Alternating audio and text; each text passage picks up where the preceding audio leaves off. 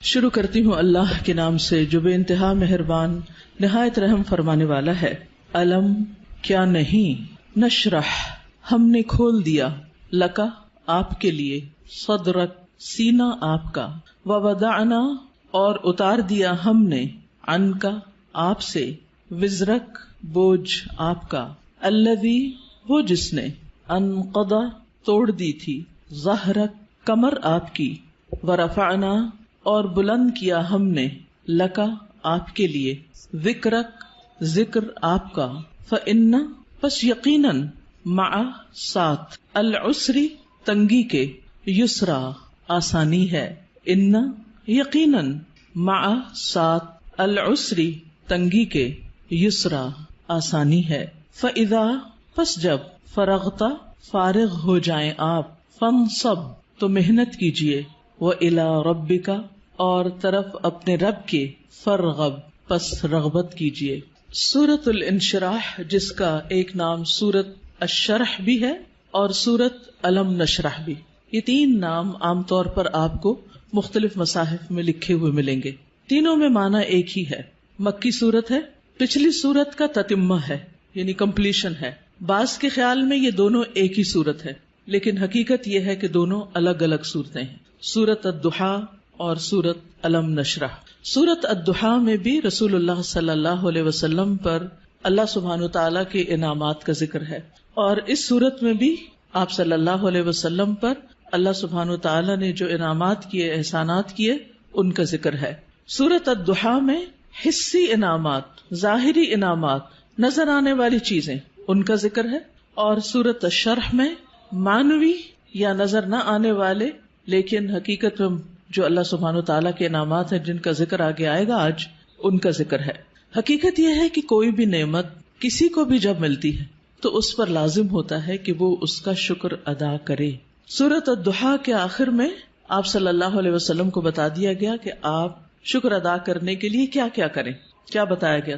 فَأَمَّا الْيَتِيمَ فَلَا تَقْهَرْ وَأَمَّا السَّائِلَ فَلَا تَنْهَرْ وَأَمَّا بِنِعْمَةِ رَبِّكَ فَحَدِّثْ، کہ جس طرح آپ پر احسانات ہوئے ہیں کہ اللہ تعالیٰ نے آپ کو یتیمی کی حالت میں بہترین ٹھکانہ عطا کیا اور بہترین آپ کو علم عطا کیا، نبوت عطا کی، تو اسی طرح آپ بھی یتیم کے ساتھ احسان کریں، اور جو سوالی کوئی آئے، علم کا سوالی یا مال کا سوالی، اس کے ساتھ نرمی کا سلوک کریں، اس کو ڈانٹے نہیں۔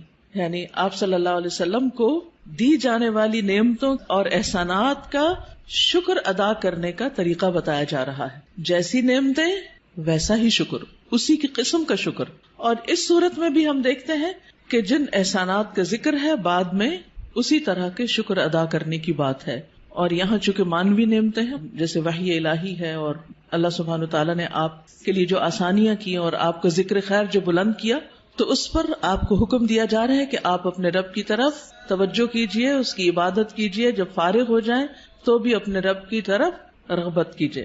انسان جب کسی بھی نعمت کا شکر ادا کرتا ہے تو اللہ تعالیٰ کا وعدہ ہے کہ وہ اس نعمت کو بڑھا دیتا ہے اور زیادہ عطا کرتا ہے۔ ہمیں بھی اللہ تعالیٰ نے مختلف طرح کی نعمتیں اور ٹیلنٹس دے رکھے ہیں، بعض اوقات ہم اپنے ان ٹیلنٹس کو فل کیپیسٹی میں استعمال نہیں کرتے، نتیجہ کیا ہوتا ہے؟ ہماری صلاحیتوں کو زنگ لگ جاتا ہے۔ لیکن جتنا زیادہ ہم ان کو استعمال کرنے لگتے ہیں، جتنا زیادہ ہم ان کو دینے لگتے ہیں، اور خاص طور پر اگر کوئی شخص دین کی دعوت دینے والا ہو یا تعلیم دینے والا ہو، تو ایک استاد یا ایک داعی جتنا زیادہ اپنے مدعو کے ساتھ یا اپنے طالب علم کے ساتھ، اسٹوڈنٹ کے ساتھ محنت کرتا ہے، اس کے لیے قربانی کرتا ہے، اس کو سکھانے کی اور اس کو دینے کی کوشش کرتا ہے، تو اس کا علم اور تجربہ اتنا زیادہ بڑھتا چلا جاتا ہے۔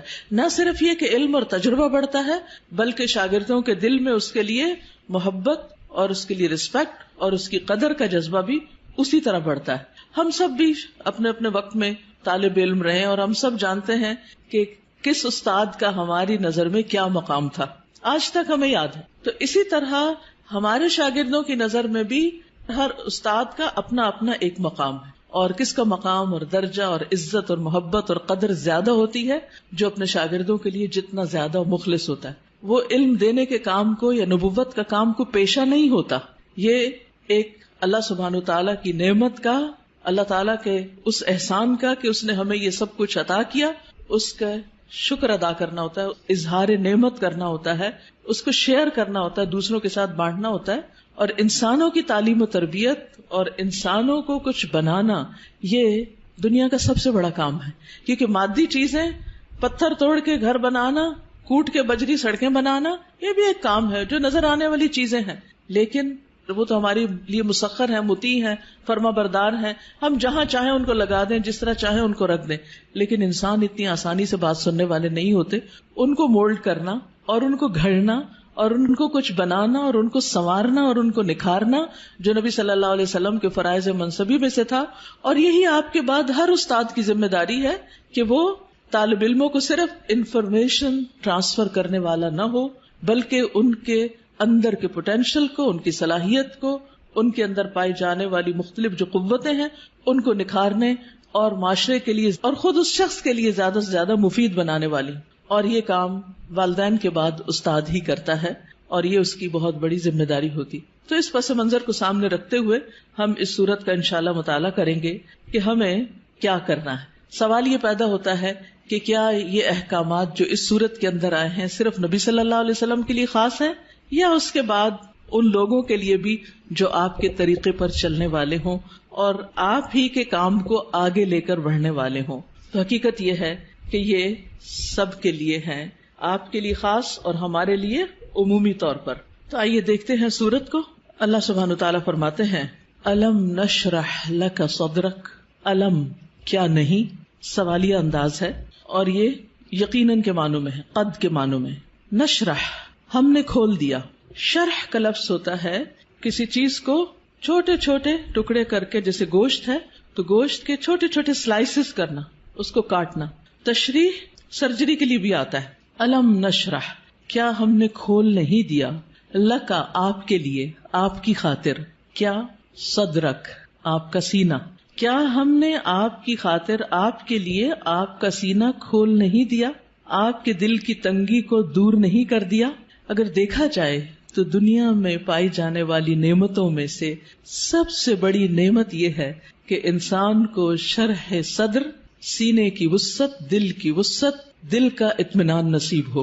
ڈپریشن کیا ہے؟ دل کا گھٹنا، سینے کا تنگ ہونا، اندر کی تنگی، شح، بخل، انسان کے اندر کی ایسی کیفیات کہ نہ وہ اپنے سے راضی اور خوش اور نہ کسی اور سے. اللہ سبحانہ وتعالیٰ نے ہمارے دل کو ہر چیز سے مختلف بنایا ہے. باقی جتنی بھی چیزیں ہیں ان میں جب ہم کچھ ڈالتے ہیں تو وہ بھر جاتی ہیں، تنگ ہو جاتی ہیں. لیکن دل اگر نرم ہو تو اس میں جتنی بھی علم اور حکمت اور خیر کی چیزیں ڈالی جائیں وہ اتنا ہی زیادہ وسیع ہوتا چلا جاتا ہے، اتنا ہی زیادہ کھلتا چلا جاتا ہے، اتنا ہی اس میں انبساط آتا ہے، اتنی ہی زیادہ اس میں خوشی اور اطمینان آتا ہے. تو یہ ایک بہت بڑی نعمت ہے اور یہ مانوی نعمت ہوتی ہے، ٹینجیبل نہیں ہوتی کہ آپ چھو کے دیکھ سکیں کہ کیا ہے.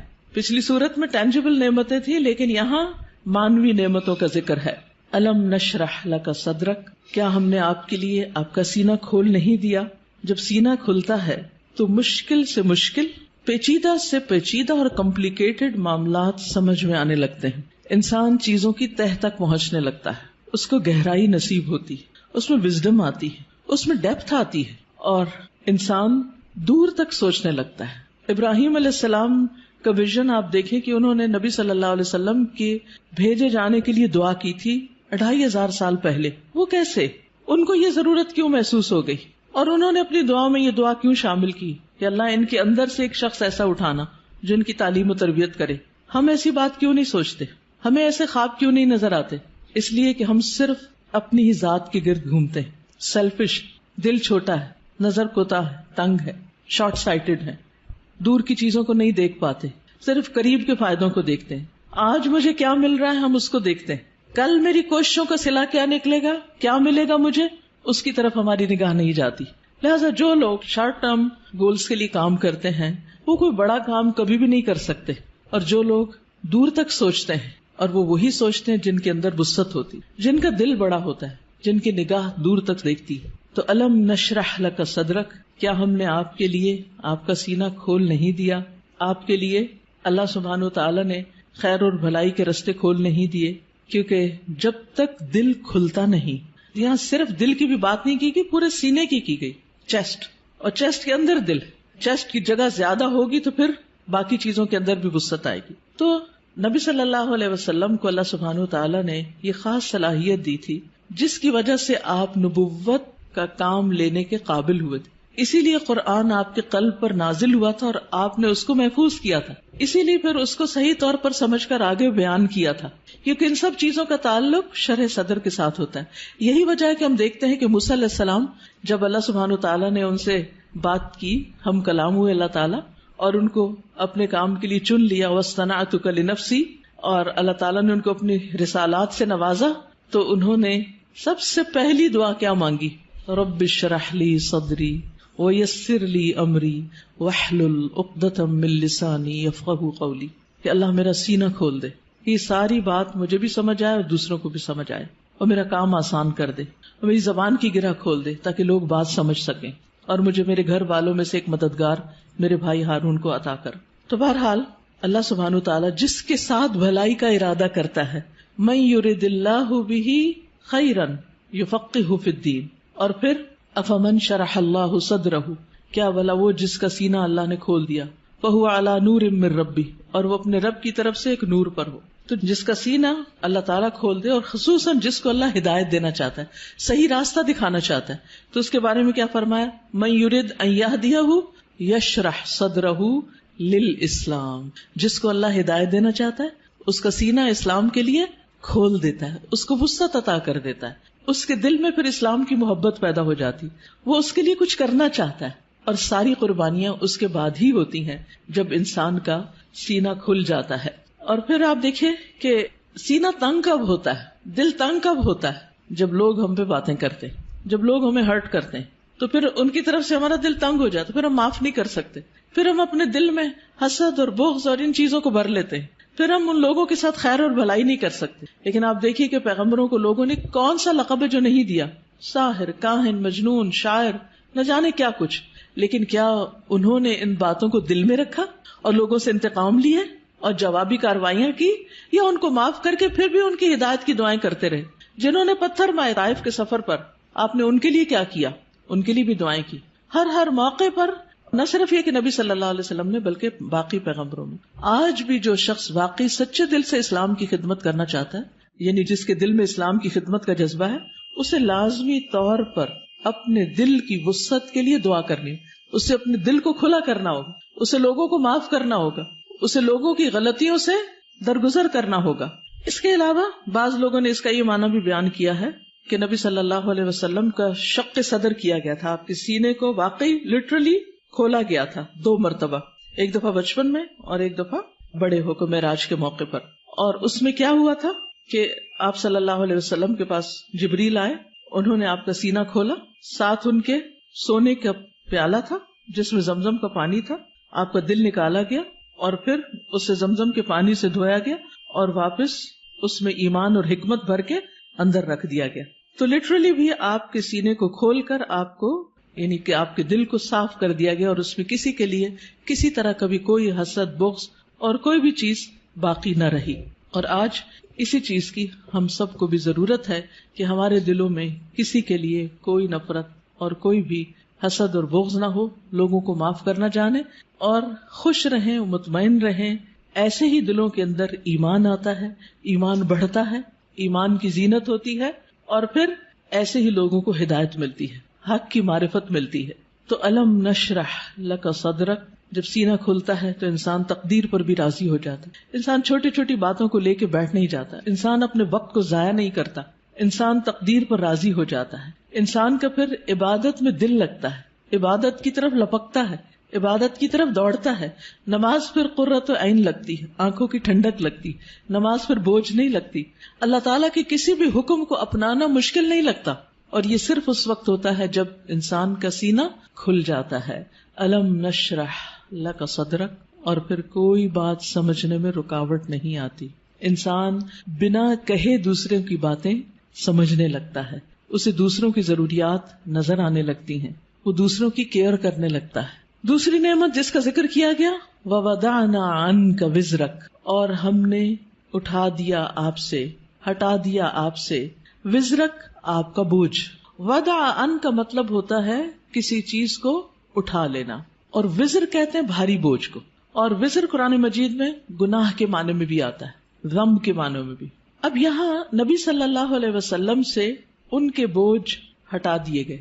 اور یہاں پر آپ دیکھیں سورۃ الضحیٰ میں جو انداز تھا وہ کیا تھا کہ الم یجد کا یتیمن، سیکنڈ پرسن، الم یجد کا یتیمن، کیا اس نے آپ کو یتیم نہ پایا، فآوا ووجدک ضالا فہدی ووجدک عائلا فاغنی.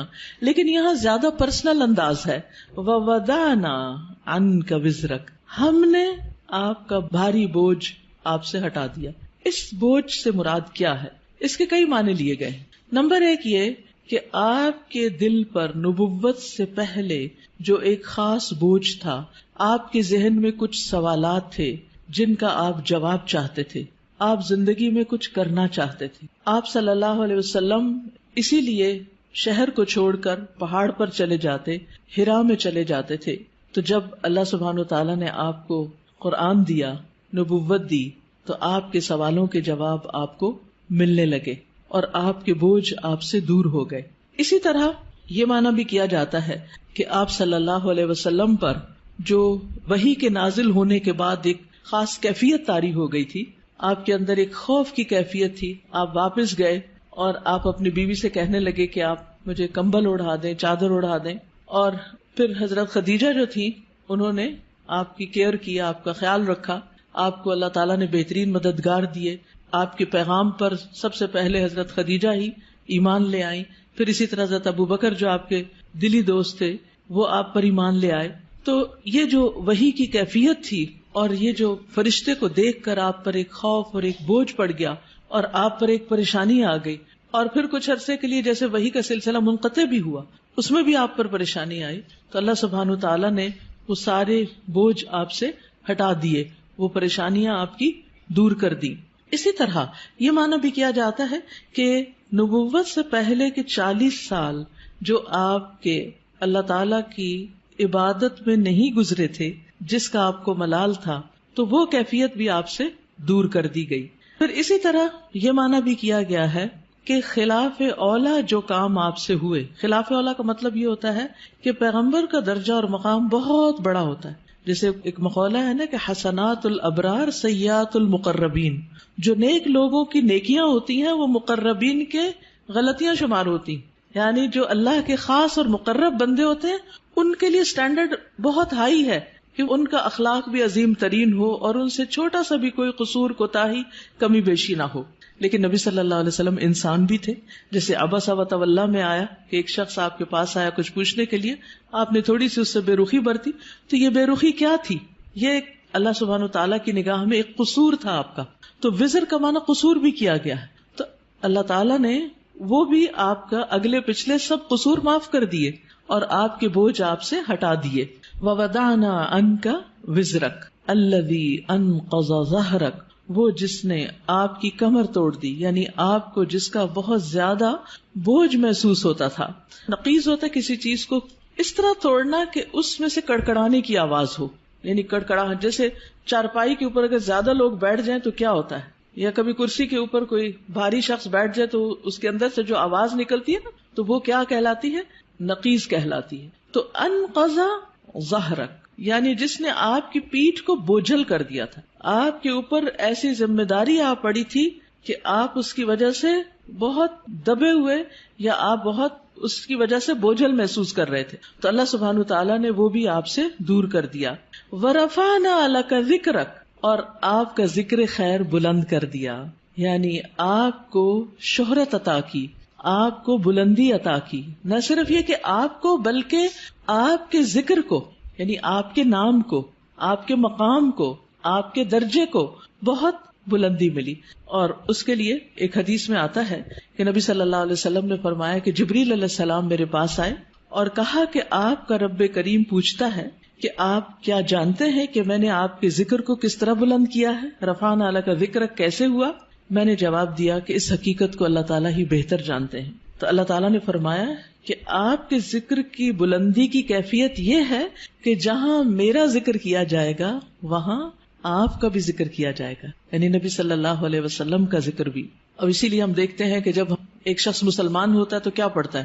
لا الہ الا اللہ اور محمد الرسول اللہ، یعنی اسلام میں انٹر ہونے کے لیے جو کلمہ پڑھا جاتا ہے. اسی طرح اشہد ان لا الہ الا اللہ و اشہد ان محمدن عبدہ و رسولہ. پھر اسی طرح آپ دیکھیے کہ 5 وقت جو نماز ہوتی ہے آذان، اس میں اشہد ان لا الہ الا اللہ و اشہد ان محمد الرسول اللہ. پھر نماز میں اتحیات اور پھر اس کے بعد درود شریف، اس میں بھی نبی صلی اللہ علیہ وسلم کا ذکر ہوتا ہے. پھر اسی طرح جب بھی جہاں بھی جو بھی آپ کا نام لے ساتھ آپ کے اوپر درود و سلام بھیجے، پڑھنے والا بھی اور سننے والا بھی. یہ بھی آپ کے ذکر کی بلندی اور آپ کی قدردانی ہی کا ایک ذریعہ ہے. پھر اسی طرح اور کون سے مواقع جہاں آپ کا ذکر خیر بلند ہوتا ہے؟ یعنی آپ کی دنیا میں جتنے بھی چاہنے والے وہ دشمنوں کے پروپیگنڈے سے متاثر نہیں ہوتے. اب دیکھیے اس وقت کتنی ہی ایسی ویب سائٹس ہیں اور کتنے ہی ایسے فورمز ہیں کہ جہاں نبی صلی اللہ علیہ وسلم کے خلاف بہت عجیب و غریب قسم کی باتیں کی جاتی ہیں. ایک عام مسلمان بھی جب ان کو پڑھتا ہے تو وہ یقین نہیں کرتا یا ایک دم غصے میں بھی آ جاتا ہے اور اس کے دل میں آپ صلی اللہ علیہ وسلم کی محبت جاگ اٹھتی. اور جس محفل میں بھی اور جہاں بھی آپ کا ذکر کرتا ہے کوئی بھی مومن، وہ محبت سے، عقیدت سے اور احترام سے ہی آپ کا ذکر کرتا ہے.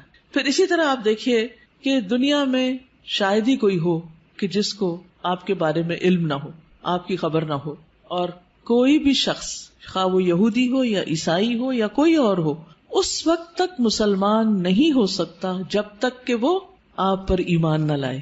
آپ کی نبوت قیامت تک کے لیے ہے. آپ پر جو کتاب نازل ہوئی قرآن مجید، وہ ہمیشہ کے لیے محفوظ ہے. باقی انبیاء کے معجزات ان کے ساتھ ہی دنیا سے ختم ہو گئے، لیکن نبی صلی اللہ علیہ وسلم کا معجزہ کیا ہے؟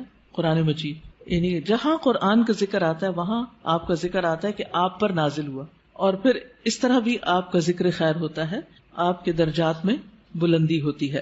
جمعے کو خطبہ دیا جاتا ہے یا کوئی بھی لیکچر دیا جاتا ہے تو ہم شروع میں کیا کہتے ہیں؟ نحمدہ ونصلی، اللہ کی حمد و ثنا اور نبی صلی اللہ علیہ وسلم کا ذکر، آپ پر درود و سلام.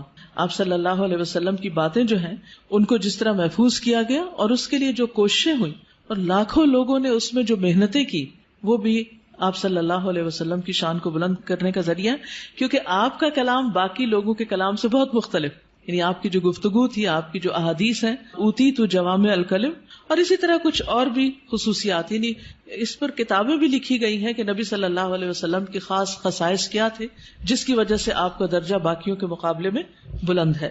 وَرَفَعْنَا لَكَ ذِكْرَكَ، اب کرنا کیا چاہیے؟ فَإِنَّ مَعَ الْعُسْرِ يُسْرًا، آپ کو تسلی دی جا رہی کہ یقیناً تنگی کے ساتھ آسانی بھی ہے. تنگی کیا تھی؟ یعنی آپ صلی اللہ علیہ وسلم جب نبوت کا کام کرتے تھے، یعنی لوگوں کو اسلام کی طرف بلاتے تھے، تو لوگ آپ کی بات نہیں مانتے تھے. خصوصاً مکہ میں، یہ صورت مکی ہے، مکہ میں آپ کی بہت مخالفت ہوتی تھی. تو اس میں آپ دیکھیے کہ نبی صلی اللہ علیہ وسلم کو تسلی دی جا رہی ہے کہ عسر کے ساتھ یسر بھی ہے، ساتھ ہی ہے. یعنی جہاں تنگی ہے وہیں آسانی بھی ہے. یہ نہیں کہا کہ تنگی کے بعد آسانی ہے، بلکہ جہاں مشکل ہوگی وہاں آسانی بھی ہوگی. یعنی جب آپ لوگوں کو اسلام کی بات بتائیں گے تو کچھ لوگ انکار کریں گے، لیکن اس کے ساتھ ساتھ کچھ لوگ اس دعوت کو قبول بھی کریں گے.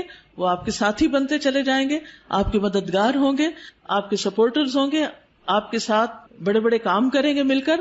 تو یہ آپ کے لیے آنکھوں کی ٹھنڈک ہوں گے، آپ کے لیے خوشی کا سبب ہوں گے. لیکن یہ خوشی کب نصیب ہو سکتی ہے؟ جب آگے بڑھ کر آپ ان کو اسلام کی طرف بلائیں گے اور ان کو دین کی تعلیم دیں گے.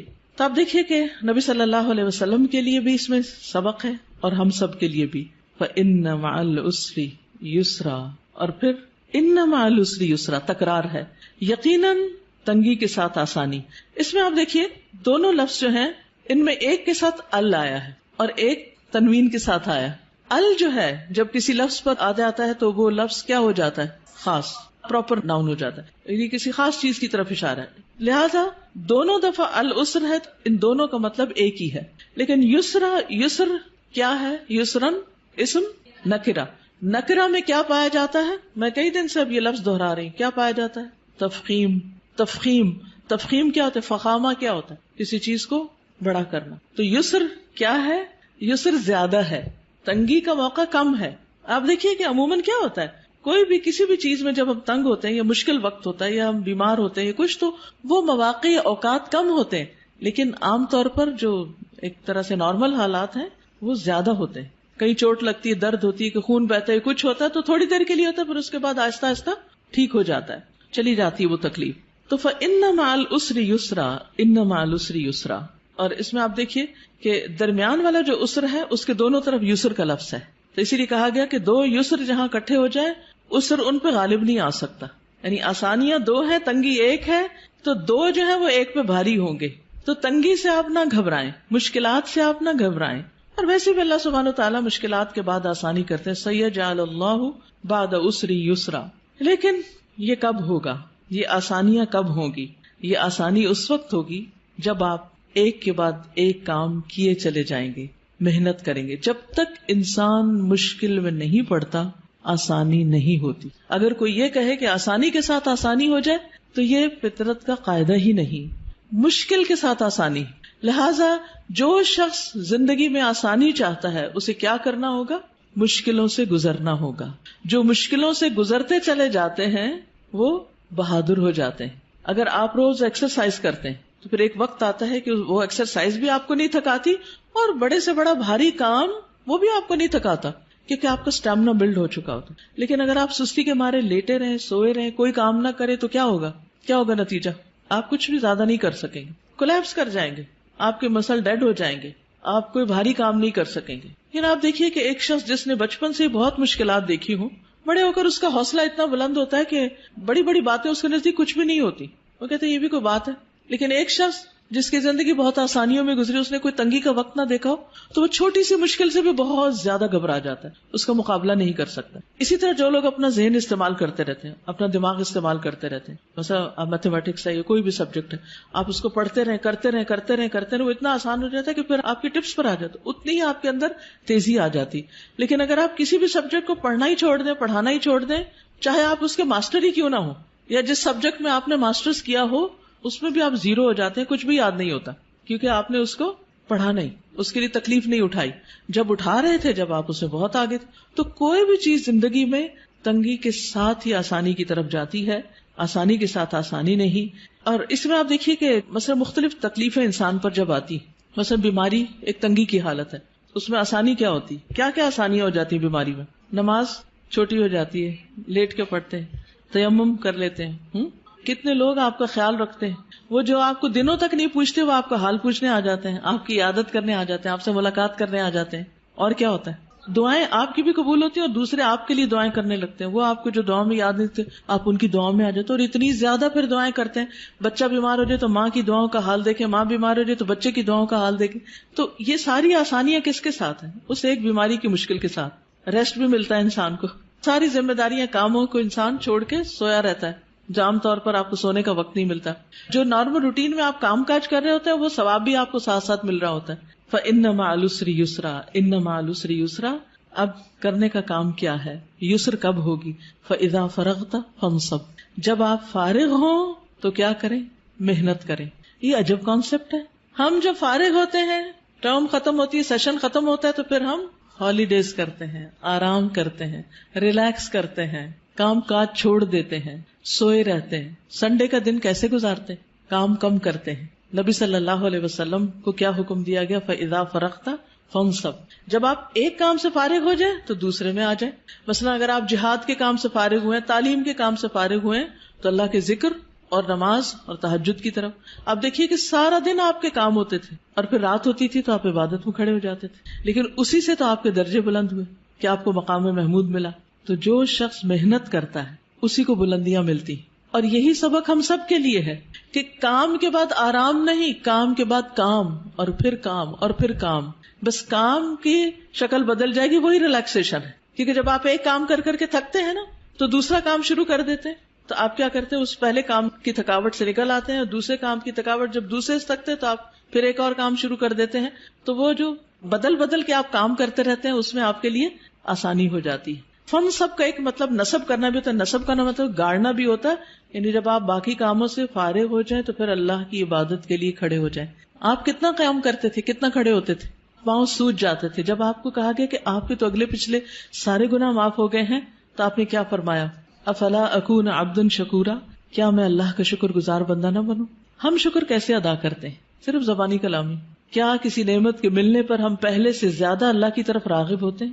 کوئی بھی نعمت، دین کی، دنیا کی.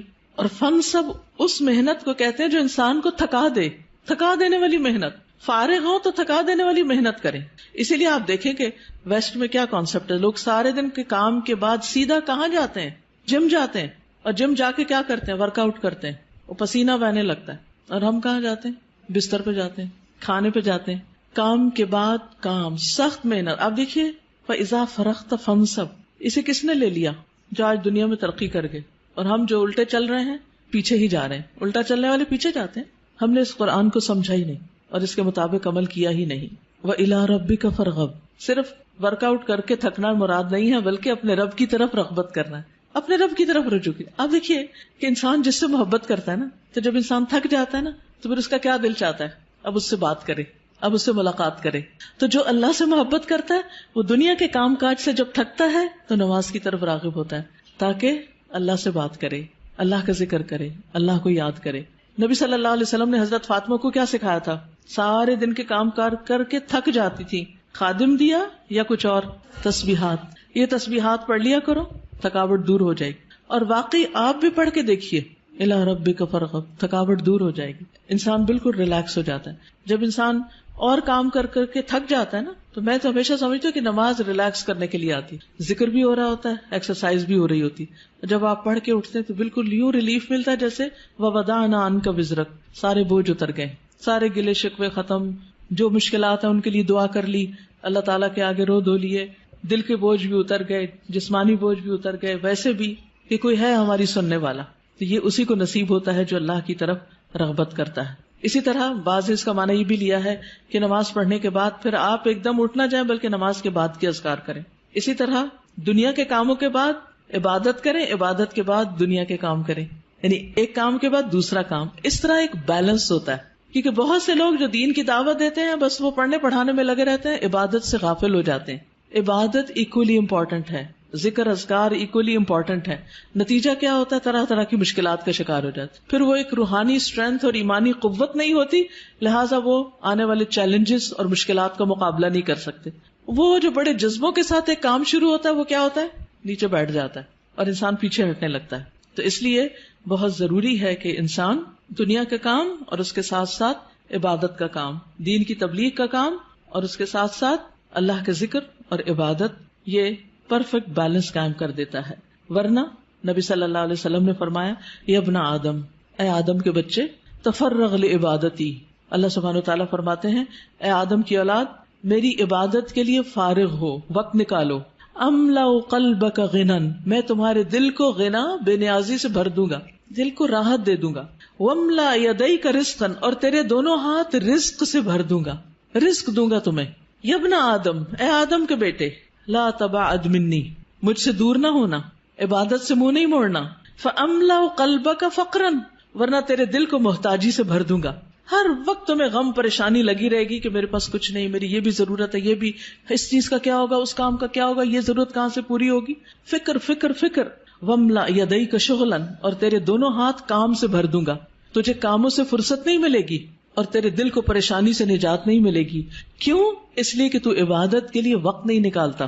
تو ہم سب کو پریشانی اور سخت مصروفیت سے بچنے کے لیے اپنی عبادت کے لیے وقت نکالنا لازم ہے. اور اس میں آپ دیکھیے خاص طور پر فجر کے وقت نماز، اذکار، قرآن کی تلاوت، دن کا آغاز اللہ کی عبادت سے ہو، کیونکہ اگر اس میں اللہ کی عبادت کا عنصر شامل نہیں تو پھر انسان تکلیفات سے نجات نہیں پا سکتا. کچھ لوگ جب ان کو دنیا میں مشکلات آتی ہیں تو اللہ سے اور دور ہو جاتے ہیں، کچھ لوگ اللہ کی طرف راغب ہوتے ہیں. اب کل ہی کسی نے مجھے فون کیا کہ میرا ایک بھائی ہے، حافظ قرآن ہے، لیکن دین سے دور ہو گیا ہے کیونکہ اس کو کوئی جاب نہیں ملی، اس کو بیماری لاحق ہو گئی وغیرہ وغیرہ. اب نمازوں میں بھی کوتاہی ہے اور قرآن بھی نہیں پڑھتا. میں نے کہا اس کا حل صرف یہی ہے کہ وہ ان دو چیزوں کی پابندی شروع کرے، ساری مشکلات دور ہو جائیں گی. اور دوسرا بھائی کہتی ہے اس کو بھی پریشانی آئی تھی لیکن وہ اور زیادہ اللہ کی طرف راغب ہو گیا، جاب بھی اچھی مل گئی اور ویسے بھی خوشحال مطمئن ہے، زندگی بھی ٹھیک گزر رہی. یہ جو زندگی میں پریشانیاں آتی اس لیے ہے کہ اللہ تعالیٰ کیا چاہتا ہے کہ بندے تھوڑا وقت میرے لیے بھی نکالو، کیونکہ اللہ نے ہمیں اپنی عبادت کے لیے پیدا کیا. اور جب ہم اس میں ڈنڈی مارتے ہیں، صرف فرض پر اکتفا کرتے، سنت اور نفل کی طرف جاتے ہی نہیں. یعنی اذا فرغت فانصب میں یہ بھی معنی لیا گیا ہے کہ فرض نماز کے بعد سنتوں کا اہتمام کرو، نفلوں کا اہتمام کرو، صرف فرض پر اکتفا نہ کرو. تو جب ہم فرائض میں ڈنڈی مارنے لگتے ہیں تو ہمارے کام ختم ہی نہیں ہوتے اور تھکاوٹ ختم ہی نہیں ہوتی اور پریشانیاں ختم ہی نہیں ہوتی. تو حل کس میں ہے؟ عبادت میں. ہم سب سوچیں کہ اپنی فرصت کے اوقات کو کیسے گزارتے ہیں. کامیاب وہی ہے جو فراغت کے لمحات کا بیسٹ استعمال جانتا ہو، بہترین استعمال جانتا ہو. وقفات التدبریہ میں نمبر 7 ہے الم نشرح لک صدرک وانما خص الصدر، یہاں صدر یعنی سینے کو مخصوص کیا گیا ہے لأنہ محل احوال النفس من العلوم والادراکات، کیونکہ وہ دل کے حالات، نفس کے احوال کا ٹھکانہ ہوتا ہے. یعنی سارے غم، پریشانیاں، دکھ، خوشیاں، ہر چیز دل میں ہی ہوتی ہے، سینے میں ہی ہوتی ہے. والادراکات، اور جتنے بھی ہمارے پرسپشنز ہیں وہ سب بھی. والمراد، مراد کیا ہے؟ الامتنان علیہ صلی اللہ علیہ وسلم بفتح صدرہ وتوسیعہ، نبی صلی اللہ علیہ وسلم پر اللہ تعالیٰ کے احسان کا ذکر ہے، آپ کے سینے کے کھلنے اور اس کے وسیع ہونے، ایکسپینڈ ہونے کے بارے میں. حتی قام بما قام بہ من الدعوہ، اسی وجہ سے آپ دعوت کے کام کو اچھی طرح انجام دے سکے، اس کو قائم کر سکے. وقدر علی ما قدر علیہ، اور وہ قادر ہو سکے جس پر بھی وہ قادر ہوئے، من حمل آباء النبوت، نبوت کے بوجھ اٹھانے کے، وحفظ الوحی، اور وحی کی حفاظت یا اس کو یاد کرنے کے. یعنی اسی لیے آپ صلی اللہ علیہ وسلم نے جو کام کیا اتنا بڑا 23 سال کے اندر، اس دل کی وسعت، سینے کی وسعت کی وجہ سے ہی کر سکے. بڑا شخص وہ ہوتا ہے جس کا سینہ اور دل بڑا ہوتا ہے، چھوٹا پن دل کا چھوٹا پن ہوتا ہے. وَمَن يُوقَ شُحَّ نَفْسِهِ فَأُولَٰئِكَ هُمُ الْمُفْلِحُونَ، جو دل کی تنگی سے بچایا گیا وہی دراصل کامیاب ہونے والے ہیں. السؤال لماذا خص الصدر فی الآیۃ الکریمہ وما المراد بذلک، اس آیت کریمہ میں، آیت کریمہ صرف لا الہ الا انت سبحانک نہیں، ہر آیت کریمہ ہوتی. اس معزز آیت میں سینے کو کیوں خاص کیا گیا ہے اور اس سے مراد کیا ہے؟ کیونکہ سارے ہمارے جو احساسات، جذبات، سارے کے سارے دل سے متعلق ہوتے ہیں، سینے سے متعلق ہوتے ہیں. اور پھر اس سے مراد یہ ہے کہ سینے کی وسعت کے ساتھ ہی انسان وسیع کاموں کے قابل ہوتا ہے. نیکسٹ پیج کو دیکھیے. فَإِنَّ مَعَ الْعُسْرِ يُسْرًا، إِنَّ مَعَ الْعُسْرِ يُسْرًا، فَالْعُسْرُ وَإِن تَكَرَّرَ مَرَّتَيْنِ فَتَكَرَّرَ بِلَفْظِ الْمَعْرِفَةِ فَهُوَ واحد. عسر اگرچہ 2 بار آیا ہے لیکن معرفہ آیا ہے، ال کے ساتھ آیا ہے، اس لیے اس کا ایک ہی معنی ہوگا، یعنی عسر ایک ہی شمار ہوگا دونوں آیتوں میں. وَالْيُسْرُ تَكَرَّرَ بِلَفْظِ النَّكِرَةِ، اور یسر جو ہے نکرہ کے طور پر آیا ہے 2 بار. فَهُوَ يُسْرَانِ، تو معنی 2 آسانیاں ہوگا. فَالْعُسْرُ مَحْفُوفٌ يُسْرَيْنِ، عسر یسرین 2 آسانیوں کے ساتھ گھرا ہوا ہے. یسرٌ قبلہ و یسرٌ بعدہ، پہلی آسانی اور بعد کی آسانی. فَلَن يَغْلِبَ عُسْرٌ يُسْرَيْنِ، عسر 2 آسانیوں پہ غالب آ ہی نہیں سکتا. السؤال الیسر اوسع من العسر، یسر عسر سے زیادہ وسیع ہے.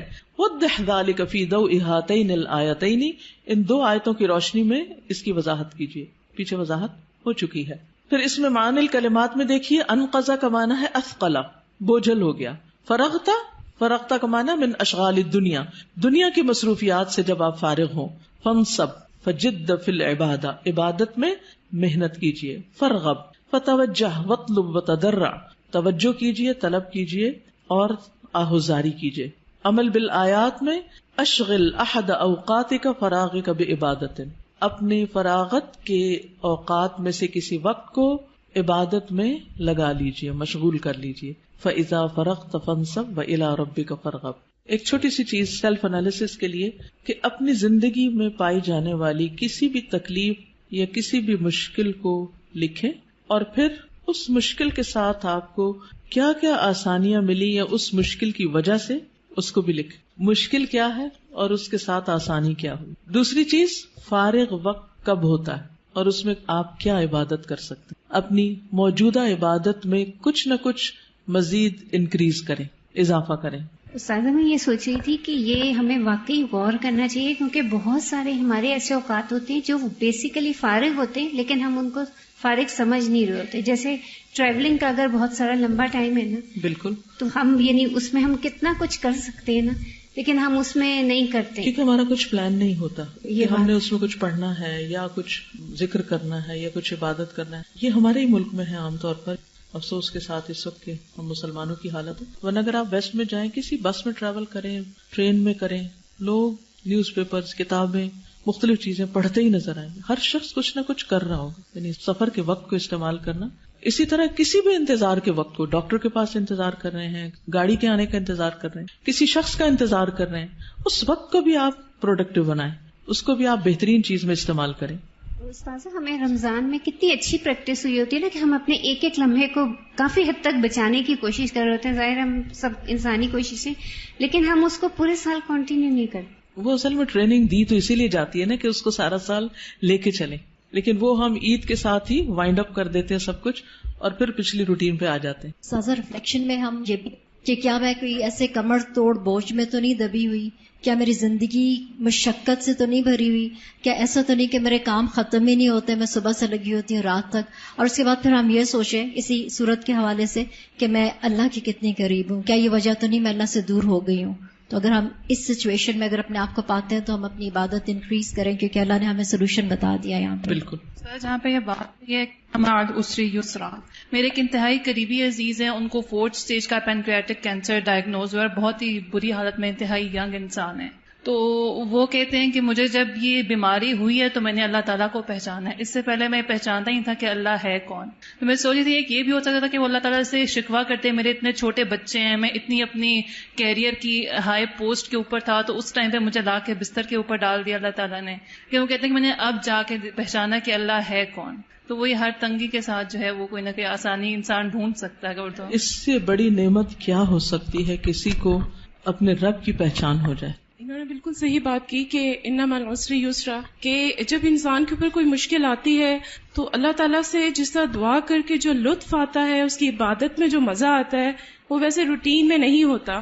تو واقعی میں نے تو یہ فیل کیا ہے کہ انسان کو مشکل مانگنی نہیں چاہیے، لیکن ہر ایک لائف میں کوئی نہ کوئی ٹیسٹ آتے ہیں، تو اس وقت جو وہ انجوائے کرتا ہے عبادت کو، اللہ سے دعا مانگنے کو، تو اس میں بھی شکر آتا ہے اور وہ ساری ٹینشنز دور ہو جاتی ہیں. بالکل جو فوکس اس وقت ہوتا ہے وہ عام طور پر، اور کسی بھی کام میں جب وقت تنگ ہوتا ہے، ڈیڈ لائن قریب ہوتی ہے اور آپ کے پاس لمیٹڈ چیز ہوتی، تو پھر آپ اور زیادہ محنت کرتے ہیں اور اس کو اور زیادہ انجوائے بھی کرتے ہیں. ان لمحوں کی جو لذت ہوتی ہے نا کام کرنے کی، وہ آپ کو بھولتی نہیں. اور ویسے بھی آپ دیکھیے کہ اگر کسی کی زندگی میں کوئی بھی مایوسی تو اس کے لیے یہ 2 آیتیں کافی، ان مع العسر یسرا فان مع العسر یسرا. ضرورت اس بات کی ہے کہ وہ عسر کے ساتھ یسر دیکھنا شروع کر دے کہ مجھے کیا کچھ مل رہا ہے. میں 2 باتیں کہنا چاہوں گی. ایک تو واقعی میں ایسا ہوتا ہے کہ مطلب جب بہت زیادہ پریشانی ہوتی ہے تو ہماری اتنی اچھی اللہ تعالیٰ سے باؤنڈنگ ہو جاتی ہے کہ ہم ہر چیز بہت اچھی طرح شیئر کر رہے ہوتے ہیں.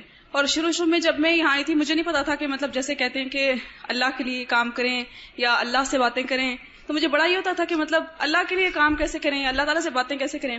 لیکن آہستہ آہستہ جب وقت گزرتا گیا، یا یہ کہہ لیں کہ جیسے جیسے پریشانیاں آتی گئی تو پھر باؤنڈنگ ہوئی، تو پھر ریئلائز ہوا کہ ہاں واقعی مطلب ہم اللہ تعالیٰ سے باتیں بھی کر سکتے ہیں، ان سے اپنی چیزیں شیئر بھی کر سکتے ہیں. اور ایک اور چیز یہ کہ مطلب جیسے اس صورت میں کہا گیا جب تم فارغ ہو، مطلب یہ نہیں کہا کہ تم دنیا کے سارے کام شام چھوڑ دو اور بس میری عبادت میں لگ جاؤ، مطلب یہ کہا گیا کہ بس فارغ ہو اور پھر میری عبادت کرو. کام کر کے جب فارغ ہو تو مطلب یہ چیز نہیں کہے گی کہ مطلب میں نے عبادت کے لیے پیدا کیا تو صرف عبادت ہی کرو. ہم لوگ زیادہ تر فری ٹائم ہمارے پاس ہوتا ہے سنڈے، اور actually it's a sunny day, اور سن باہر ہے اور وہ ہمیں شائن کرتا جا رہا ہے، ان کے وہ اپنا کام کر رہے ہیں. تو اس پہ ہمیں ریئلائز کرنا چاہیے کہ ہمارے کام بھی ہر وقت جو ہم یہ فارغ نہیں، ہمیں بھی یوٹیلائز کرنے کی ضرورت ہے، ہم بھی ہر وقت کسی کو فائدہ دیں. والشمس وضحاہا. اللہ تعالیٰ نے ہمیں جو 5 وقت کی نماز فرض کی ہے نا، یعنی بہت اچھا ایک بیلنس ہے، ان کے اوقات جو ہیں وہ بہت اس طرح سے رکھے، اور اس کے ساتھ ہمارے اندرونی جو جسم کے اندر جو چیزیں ہو رہی ہوتی ہیں وہ بھی اس کے ساتھ ہی بیلنس کر دی.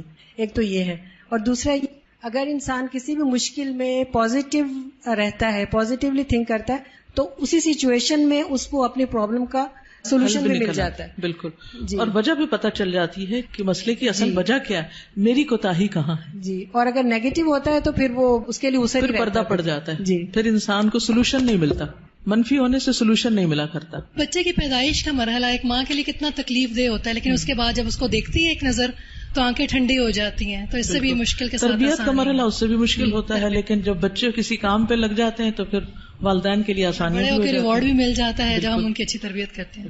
السلام علیکم استاذہ. جیسے وہ بات ہوتی ہے نا انسانوں کو سنوارنے کی، کہ آپ جیسے یہ بجری ہے، یہ چیزیں آپ ان کو لگا دیتے ہیں، لیکن انسانوں کو سنوارنا گھڑنا یہ واقعی مشکل کام ہے. تو اس کے لیے بہت محنت کرنی پڑتی ہے، اور دل کا جو کھلا ہونا ہے، جب آپ کا دل کھلا ہوگا تو تبھی آپ دوسروں کے لیے یہ سب کر سکتے ہو. اور جب ہم لوگ اسٹوڈنٹ سے بہت جلدی مایوس ہو جاتے ہیں، وہ سنتے نہیں ہیں، کرتے نہیں، آپ کوشش کریں گے تو انشاءاللہ وہ ضرور سنیں گے. بالکل. مائیں اپنے بچوں سے بڑی جلدی ڈسہارٹ ہو جاتی ہیں, مایوس ہو جاتی ہیں, مار پٹائی پہ آ جاتی ہیں, اسکولڈ کرنے پہ, جلدی کرنے پہ, پریشرائز کرنے پہ, ہیومیلیٹ کرنے پہ. تو مت ان کے اوپر دباؤ ڈالیں. آرام آرام سے ان کو بہت کچھ سکھایا جا سکتا ہے, لیکن اس کے لیے صبر, انتظار اور ایک وقت آنے کی دیر ہوتی ہے. اور پھر ہمارا کام تو کوشش کرنا نا, نتائج تو اللہ کے ہاتھ میں. وَأَنَّ سَعْيَكُمْ سَوْفَ يُرَىٰ.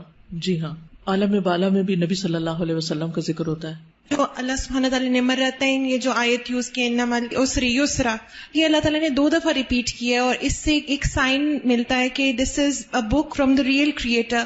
کیونکہ آپ نے دیکھا ہوگا ہال میں سب کا فوکس اسی آیت پہ. اللہ سبحانہ تعالیٰ کو ہماری ویک پوائنٹس پتہ ہے, انہیں ہماری سینسٹیو ایشوز پتہ ہیں, اور اللہ سبحانہ تعالیٰ نے ہمیں اس میں ری ایشور کرایا, اور انہیں پتہ ہے کہ ہیومن سائیکالوجی مطلب کیونکہ کریٹر کی طرف سے ہے نا. بالکل. اور ابھی ہال میں جتنے بھی لوگ ہیں انہوں نے یہی آیت زیادہ تر ہائی لائٹ کی جاتی ہے, اور اسی کو اللہ سبحانہ تعالیٰ نے 2 دفعہ ریپیٹ کیا ہے.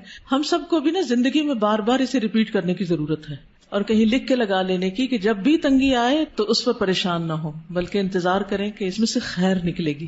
ہر مشکل سے, ہر تکلیف دہ چیز سے آسانی بھی ہوتی. Actually I wanted to share an incident کہ جیسے آپ نے بتایا کہ ایک مشکل کے ساتھ 2 آسانیاں ہوتی ہیں. تو I don't know, being a girl, جس وقت حجاب کا حکم آیا اور نقاب وغیرہ سب کچھ, تو میں کافی زیادہ ہوئی ہوئی تھی کہ میں اس کو کیسے کروں گی نا. اینڈ اسی دوران ایک شادی بھی آ گئی جس کو مجھے پتا تھا کہ وہ سیگریگیٹڈ نہیں ہوگی, and I would have to do it, and I would just have to go. So I pray to اللہ کہ بھائی سب کچھ کرے, اینڈ آئی نیو کہ ادھر میری کوئی فرینڈس وغیرہ بھی ایسی کوئی خاص نہیں ہوں گی نا. سو آئی وینٹ, اور الحمدللہ میری جوتی ٹوٹ گئی. اور جو جوتی ہے وہ اس طرح ٹوٹی کہ آئی کونٹ ایون امیجن کہ وہ مطلب اس کا نیچے سے ہی وہ نکل گیا, and I can't move. So I would have to like sit in a place and I would just be with my mom. اور ایک اور بات کے ساتھ میری ایک اور فرینڈ بھی آ گئی. I couldn't like مجھے پتا بھی نہیں تھا کہ وہ آ سکتی ہے, اس کا کوئی ریلیشن تھا بھی نہیں اس کے ساتھ, اور مطلب ایک طرح سے میں بچ بھی گئی اس سب فتنے وغیرہ سے. اور میری ایک فرینڈ بھی آ گئی جس کے ساتھ I could share some things. So like this was amazing. چلیے سورۃ التین شروع کرتی ہوں اللہ کے نام سے جو بے انتہا مہربان نہایت رحم فرمانے والا ہے. والتین, قسم ہے انجیر کی, والزیتون, اور زیتون کی, وطور سینین, اور طور سینا کی, وہذا, اور اس, البلد, شہر, الامین, امن والے کی, لقد, البتہ تحقیق, خلقنا, پیدا کیا ہم نے, الانسان, انسان کو, فی احسن تقویم, بہترین ساخت میں, ثم, پھر, رددناہ, لوٹا دیا ہم نے اسے, اسفلا, سب سے زیادہ نچلا, سافلین, نچلوں سے, الا, سوائے, الذین, ان کے جو, آمنو, ایمان لائے, وعملوا, اور انہوں نے عمل کیے, الصالحات, نیک, فلہم, تو ان کے لیے, اجر, اجر ہے, غیر, نہ, ممنون, ختم ہونے والا, فما, تو کیا, یعنی آمادہ کرتا ہے, یکذبک, جھٹلانے پر تجھے, بعدو, بعد اس کے, بالدین, بدلے کے دن کو, الیسا, کیا نہیں ہے, اللہ, اللہ, باحکم, بڑا حاکم, الحاکمین, سب حاکموں سے. سورۃ التین مکی سورت ہے, سورۃ البروج کے بعد نازل ہوئی, 1 رکوع 8 آیات اور 34 کلمات ہیں. بخاری میں آتا ہے کہ نبی صلی اللہ علیہ وسلم ایک سفر میں تھے, تو آپ صلی اللہ علیہ وسلم نے عشاء کی نماز میں 2 رکعتوں میں سے ایک میں سورۃ التین پڑھائی. ادھی کہتے ہیں کہ آپ کی آواز سے زیادہ خوبصورت کوئی آواز نہ تھی, یعنی اتنی خوبصورت انداز میں آپ نے اس کی تلاوت کی کہ وہ آواز ہی آپ کے دل میں اتر گئی. اس سورت میں اللہ سبحانہ و تعالیٰ کے ہر انسان پر جو خاص احسانات ہیں ان کا ذکر ہے. پچھلی صورتوں میں نبی صلی اللہ علیہ وسلم پر ہونے والے احسانات اور انعامات کا ذکر ہے, اور یہاں انسان کو اللہ نے جو تکریم دی ہے, عزت دی ہے, مقام دیا ہے, جو اس کو بہترین شکل میں پیدا کیا ہے, اس کا ذکر ہے. اور پھر یہ بتایا گیا کہ انسان کا اپنے رب کے ساتھ کیا رویہ ہے, اور پھر اسی کے مطابق اس کے انجام کی بھی بات کی گئی ہے. والتین والزیتون, قسم ہے تین کی اور زیتون کی. تین انجیر کو فگ کو کہتے ہیں. کہا جاتا ہے کہ جنت کے پھلوں میں سے انجیر سب سے زیادہ مشابہت رکھتا ہے جنت کے پھلوں کے ساتھ. انجیر کے بیج بھی نہیں ہوتے اور اس کی اسکن بھی کھائی جاتی. سوچئے, غور کیجئے, کیا کوئی اور پھل ایسا ہے کہ جسے آپ پورے کا پورا کھا جائیں. جیسے انگور ہے مثلا، لیکن اس میں بھی کچھ انگوروں میں بیج ہوتے ہیں، تو انگور بھی جنت کے پھلوں میں سے ہے. کھجور آپ کھاتے ہیں اس میں گٹلی ہوتی ہے، آپ کیلا کھاتے ہیں اس کا چھلکا ہوتا ہے، اسی طرح باقی بھی. تو یہ بہت ہی اسپیشل قسم کا پھل ہے جس کی اللہ نے قسم کھائی، اس کو گواہ بنایا جا رہا ہے، اس کی طرف توجہ دینے کے لیے کہا جا رہا ہے. والزیتون، اور زیتون کی بھی. زیتون بھی مبارک درخت میں سے ہے اور اس کا پھل بھی بہت برکت والا ہے، اس کا تیل بھی صبغ للآکلین ہے. اور قرآن مجید میں سورۃ النور میں اس کے تیل کا بھی ذکر ہوا ہے اور اس درخت کا بھی کہ یہ مبارک درخت ہے. یہ دونوں درخت، انجیر کے درخت اور زیتون کے درخت، یہ فلسطین کے علاقے میں زیادہ اگتے ہیں. اس علاقے کو اللہ مسجد اقصی کا جو علاقہ ہے جس کے آس پاس کو اللہ تعالیٰ نے برکت عطا کی ہے. زیتون کا درخت جو ہوتا ہے وہ کئی سو سال زندہ رہتا ہے اور ایور گرین ہوتا ہے، یعنی سردی ہو گرمی ہو کچھ بھی ہو وہ ہمیشہ تر و تازہ رہتا ہے. اور فلسطین کے علاوہ میڈیٹرینین کے ممالک میں زیادہ ہوتا ہے. اس علاقے میں عیسیٰ علیہ السلام تشریف لائے تھے، ان کی نبوت کا ذکر ہے. وطور سینین، اور سینین کا پہاڑ، طور پہاڑ کو بھی کہتے ہیں، اور خاص پہاڑ کا بھی ذکر ہے جس پر موسیٰ علیہ السلام کو بلایا گیا تھا. پہاڑ کی چوٹی کے لیے بھی آتا ہے یہ لفظ، اور وہاں اللہ سبحانہ وتعالیٰ ان سے ہم کلام ہوئے، ان کو تورات عطا کی. سینین جو ہے یہ سینائی یا سینا پہاڑ کے لیے، اس کو سینین بھی کہتے ہیں، سینا بھی کہتے ہیں، دونوں ہی لفظ اس کے لیے استعمال ہوتے ہیں. اور یہ خلیج عقبہ کے قریب پایا جاتا ہے، اور یہ علاقہ موسیٰ علیہ السلام کی نبوت کا علاقہ ہے جہاں ان کو نبوت عطا کی گئی، اور یہ بھی بہت بابرکت علاقہ ہے. سریانی زبان میں سنین جو ہے وہ گھنے درختوں کے پہاڑ کو کہتے ہیں، جس پہاڑ کے اوپر بہت سے درخت وغیرہ ہوں. وہذا البلد الامین، اور یہ امن والا شہر، اشارہ ہے کس کی طرف؟ مکہ کی طرف، کہ من دخلہ کان آمنا، جو بھی وہاں داخل ہوا امن میں آ گیا. اولم یروا انا جعلنا حرما آمنا، اس میں کس کو نبوت عطا ہوئی تھی؟ محمد صلی اللہ علیہ وسلم. تو کرسچینٹی، جوڈائزم اور اسلام، یہ تینوں جہاں سے شروع ہوئے ان علاقوں کا ذکر ہے. سارے پیغمبر لوگوں کو دراصل ہدایت دینے کے لیے بھیجے گئے تھے، ان سب کی طرف متوجہ کیا گیا، اور ان سب کی قسم کھا کر ان کو گواہ بنا کر جو بات کی گئی وہ کیا ہے؟ لقد خلقنا الانسان فی احسن تقویم، یقیناً ہم نے انسان کو بہترین حالت پر پیدا کیا ہے، بہترین ساخت پر، بہترین شکل دے کر. قوم یقوم تقویم کا لفظی معنی ہوتا ہے سیدھا کرنا، یعنی انسان سیدھا کھڑا ہو سکتا ہے. باقی جانور کچھ تو زمین پہ لیٹے ہوئے ہیں اور کچھ جھکے ہوئے ہیں، ان کا سر جھکا ہوا ہوتا ہے. انسان بیٹھ کر کھاتا ہے، ہاتھ سے کھاتا ہے، جانور زمین سے کھاتے ہیں، منہ سے کھاتے ہیں.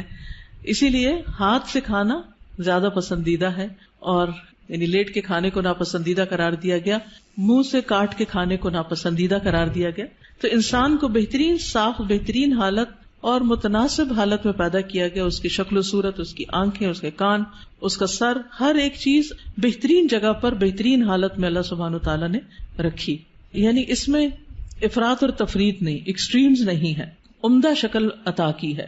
ایسا بنایا جیسا بنانے کا حق تھا، کیونکہ عربی زبان میں کسی چیز کو ایسا سیدھا کرنا کہ جیسا سیدھا کرنے کا حق ہے، اس کے لیے تقویم کا لفظ استعمال ہوتا ہے. تو انسان کے قد، انسان کے اعضاء کی لمبائی، چوڑائی، شکل و صورت، ان کی شیپ، ان کا رنگ، یہ ساری کی ساری چیزیں بہترین حالت. اب دیکھیں ہمارے دانت ایک خاص حد تک رک جاتے ہیں، اس سے لمبے نہیں ہوتے، زبان ہماری باہر نہیں نکل رہی ہوتی.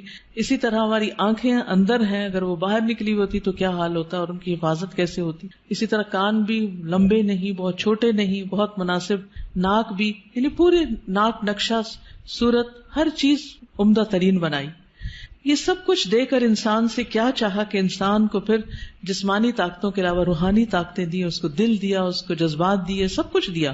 اللہ نے انسان سے کیا چاہا کہ وہ ان ساری صلاحیتوں کو بہترین طریقے پر استعمال کرے اور صرف جانوروں جیسی زندگی بسر نہ کرے کہ صرف کھانا پینا، بچے پیدا کرنا، گھومنا پھرنا یہ اس کی زندگی کا مقصد نہ ہو. لیکن انسان نے کیا کیا؟ اپنی قدر نہیں پہچانی. ثم رددناہ اسفل سافلین، پھر پھیر دیا ہم نے اس کو سب نچلوں سے نچلا. یعنی انسان جب گرتا ہے تو جانوروں سے بھی نیچے گر جاتا ہے. جانور بھی اتنے برے کام نہیں کرتے جتنے پھر انسان کرنے لگتا ہے. جسمانی طور پر بھی انسان جب بڑھاپے کی طرف لوٹتا ہے تو کیا ہوتا ہے؟ بالکل ہی نکما ہو کر رہ جاتا ہے. ذہنی طور پر بھی بچہ بن جاتا ہے. ردد نہ ہو، واپس پھیر دیتے ہیں. اخلاقی طور پر بھی اگر انسان گرتا ہے تو پھر ساری حدیں پار کر جاتا ہے. کوئی جانور ایسی زبان نہیں کھولتا جس طرح انسان کھول دیتا ہے. اسی طرح روحانی طور پر بھی، کیونکہ ہر چیز اللہ کی تسبیح کر رہی ہے، عبادت کر رہی ہے، لیکن انسان جب اس سے دور ہوتا ہے تو سب کچھ ہی چھوڑ کر بیٹھ جاتا ہے، حتیٰ کہ اللہ کا بھی انکار کرتے. مخلوق میں سے کوئی بھی اپنے رب کا انکار نہیں کرتی، لیکن انسان یہ سب کچھ کرنے لگتا ہے. لیکن اس سے بچے ہوئے کون ہیں؟ کون اس اسفل سافلین سے بچا ہوا ہے؟ اور پھر انجام کار کے طور پر اسفل سب سے نچلی چیز جہنم کا گڑھا ہے. جب انسان اپنی قدر نہیں پہچانتا، اپنے مقصد زندگی کو پورا نہیں کرتا، تو اللہ سبحانہ وتعالیٰ کیا کرتے ہیں؟ اس کو سب سے نچلی جگہ جا پھینکتے ہیں، سجین میں. الا الذین آمنوا وعملوا الصالحات، مگر وہ لوگ اس سے بچے ہوئے ہیں جو ایمان لا کے اچھے کام کرتے ہیں، وہ اسفل سافلین نہیں ہوتے. فلہم اجر غیر ممنون، ان کے لیے ایسا اجر ہے جس کا سلسلہ کبھی ختم نہیں ہوگا، کیونکہ جنت ہمیشہ ہمیشہ کی ہے، ہمیشہ کی. فما یکذبک بعد بالدین، تو کون جھٹلا سکتا ہے تجھے، یا کون جھوٹا سمجھ سکتا ہے تجھے دین کے بعد، یا قیامت کے دن کے بعد، یعنی یوم الدین کے بعد. یعنی اتنے دلائل آنے کے بعد بھی لوگ آپ کی بات نہیں مانتے، اور قیامت کا دن جب آئے گا تو کون آپ کی بات کا انکار کر سکے گا؟ سارے دلائل ختم ہو کر رہ جائیں گے. الیس اللہ باحکم الحاکمین، کیا اللہ سب فیصلہ کرنے والوں میں سے بہترین فیصلہ کرنے والا نہیں کہ وہ انسان کو بس ایسے ہی پھر چھوڑ دے گا؟ ساری نعمتیں دے کر اس نے جو بھیجا وہ ان سے پوچھے گا نہیں کہ تم کر کے کیا آئے ہو. اس کے فیصلے عدل پر مبنی ہیں، لہذا وہ کسی کے اجر میں کمی بھی نہیں کرے گا اور کسی مجرم کو چھوڑے گا بھی نہیں. جس پر سزا لاگو ہوتی ہے اس کو سزا بھی دے گا. تو بات پھر یہی ہے، خلاصہ یہی ہے کہ اللہ سبحانہ وتعالیٰ نے انسان کو عزت بخشی، ساری نعمتوں سے نوازا، لیکن اللہ کے ہاں معزز دراصل وہی ہے جو اللہ کا بندہ بن کے رہتا ہے. اس کے برعکس جو اللہ کو نہیں پہچانتا، اللہ کے دین کو نہیں پہچانتا، تو وہ اسفل سافلین میں جا گرتا ہے اور انسان اپنے اصل مقام اور مرتبے سے بھی اتر جاتا ہے. پھر اس کے لیے سزا اور آخرت کی جو جزا ہے وہ لازم ہے. فلقتحم العقبہ وما ادراک ما العقبہ، جو مشکل کام تھے اللہ نے اس کے سپرد کیے، وہ اس نے نہیں کیے، تو پھر اس کا انجام یہی ہونا ہے، کیونکہ جزا سزا انسان کے اعمال کے مطابق ہوگی.